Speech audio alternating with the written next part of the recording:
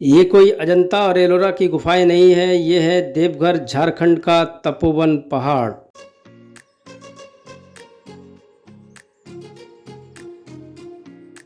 यहाँ कई रहस्यमयी गुफाएं हैं, इसी कारण इन्हें गुफाओं का पहाड़ भी कहा जाता है।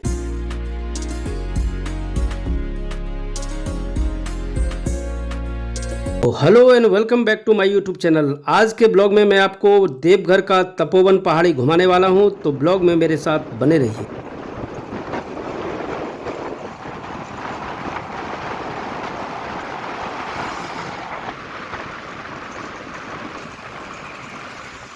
तो दोस्तों, अब मैं तपोवन पहाड़ी के बिल्कुल नज़दीक हूँ। तो आइए अब आप सबों को इस पहाड़ी के ऊपर लिए चलते हैं और वहाँ चलकर इस पहाड़ी का व्यू आप सबों को दिखाते हैं।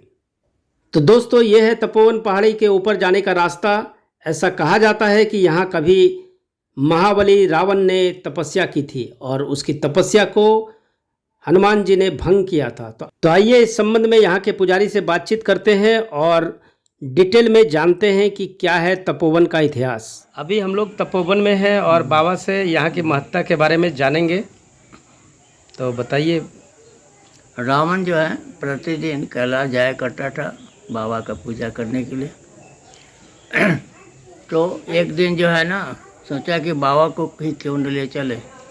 तो उसने पहाड़ को हिलाना शुरू कर दिए। भोलेनाथ प्रसन्न हो गए, बोले कि क्या वर मांगते हो। तो आप चले हमारे लंका में। अभी ठीक, हम तो नहीं जाएंगे, लेकिन कामना लिंग को दे रहे हैं, इसी को ले जाओ। और शर्त रखा कि जहाँ रख दोगे ज़मीन से स्पर्श कर जाएंगे, वहाँ से फिर नहीं ले जाओगे।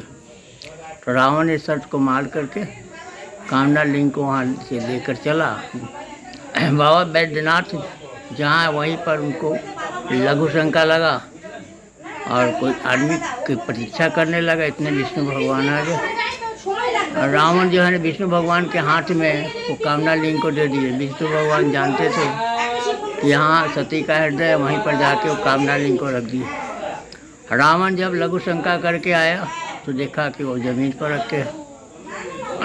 तो जो है ना, वो तो हट्टी था, बलवान था। हट करके सोचा कि फिर दोबारा तपस्या करके हट करके और भोलेनाथ को प्रसन्न करके फिर लंका ले जाए। इसलिए वह तपोवन आ गए। ऊपर पहाड़ पर गुफा में जाकर वो तपस्या शुरू कर दिए रावण। तो सती को आभास हो गया कि रावण तपस्या शुरू कर दिए हैं, फिर भोलेनाथ को प्रसन्न करके वो ले जाएंगे लंका। तो बजरंगबली का आह्वान की माता सती, बजरंगबली आ गए। बजरंगबली को आदेश दी, जाइए रावण की तपस्या को भंग कर दीजिए। बजरंगबली आए, यहाँ गदा का प्रहार करने लगे। रावण की तपस्या भंग हो गया। रावण इसी रास्ते से उतरे पहाड़ पर और इसके ऊपर में तपोनाथ महादेव है, जो रावण को दर्शन दिए। त्रेता युग में जमीन से स्वयं प्रकाशित होकर रावण को इंडिकेट किया कि तुम्हारा तपस्या पूर्ण नहीं होगा, तुम लंका लौट जाओ। तो रावण लंका लौट गया और बाला ने ब्रह्मचारी। हाँ, उसके बाद माता सीता जब आई यहाँ पर, तो सीता माता बजरंगबली की परीक्षा ली कि आपने रावण की तपस्या को भंग किए हैं, तो प्रकट होकर दर्शन दीजिए। बहुत बड़ा शिला फट गए हैं और बजरंगबली सीता माँ को दर्शन, जो हम लोग अभी ऊपर देखेंगे, जो मानस मंदिर ऊपर में बजरंगबली का है। ये है तपोनाथ महादेव का मंदिर। तो आइए अब इसके अंदर चलते हैं और दर्शन करते हैं तपोनाथ महादेव का। ये वही तपोनाथ महादेव हैं जिन्होंने रावण की तपस्या भंग होने के पश्चात रावण को स्वयं दर्शन दिया और उन्हें लंका लौट जाने की सलाह दी। तो आइए अब आप सबों को इस पहाड़ी पर बने मानस मंदिर के दर्शन करवाता हूँ, जिसे देखने दूर दूर से लोग यहाँ आते हैं। तपोवन अपनी प्राकृतिक सुंदरता और आध्यात्मिक महत्व के कारण पर्यटकों के बीच आकर्षण का केंद्र बना हुआ है। यहाँ आने का सबसे अच्छा समय सुबह के 9 बजे से शाम के 6 बजे तक है। तपोवन को गुफाओं का पहाड़ भी कहा जाता है, क्योंकि आपको यहाँ एक जगह से दूसरी जगह जाने के लिए कई छोटे छोटे गुफाओं में से गुजरना पड़ता है। तो आइए अब आप सबों को बिना देरी किए हुए हनुमान जी के मानस मंदिर की तरफ लिए चलते हैं।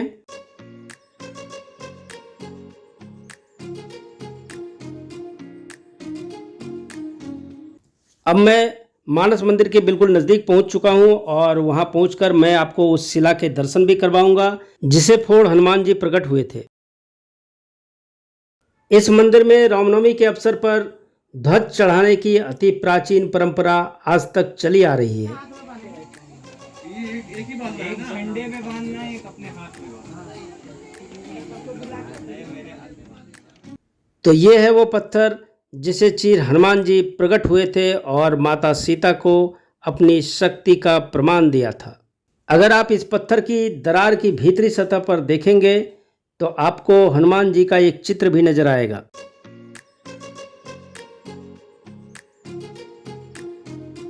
अब आइए आप सबों को इस पत्थर पर बने दरार की दूसरी तरफ लिए चलते हैं और दिखाने का प्रयास करते हैं कि किस तरह से यह दरार बना हुआ है।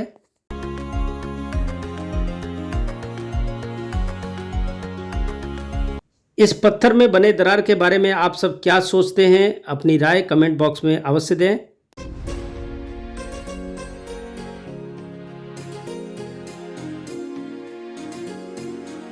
अगर आप भी तपोवन पहाड़ घूमना चाहते हैं तो मैं आपको बता देता हूं कि तपोवन पहाड़ देवघर रेलवे स्टेशन से 10 किलोमीटर और जसीडीह रेलवे स्टेशन से 16 किलोमीटर की दूरी पर है।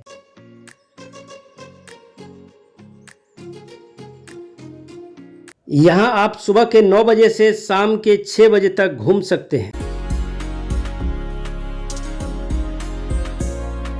यहाँ घूमने के लिए आप लोकल गाइड का सहारा ले सकते हैं, नहीं तो आपको परेशानी का भी सामना करना पड़ सकता है।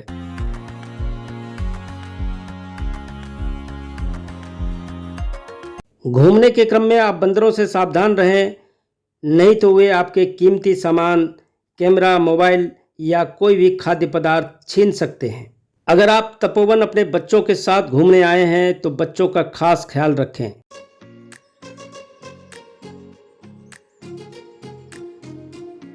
क्योंकि पहाड़ी पर बहुत सारे असमतल जगह हैं और बच्चे गिर सकते हैं।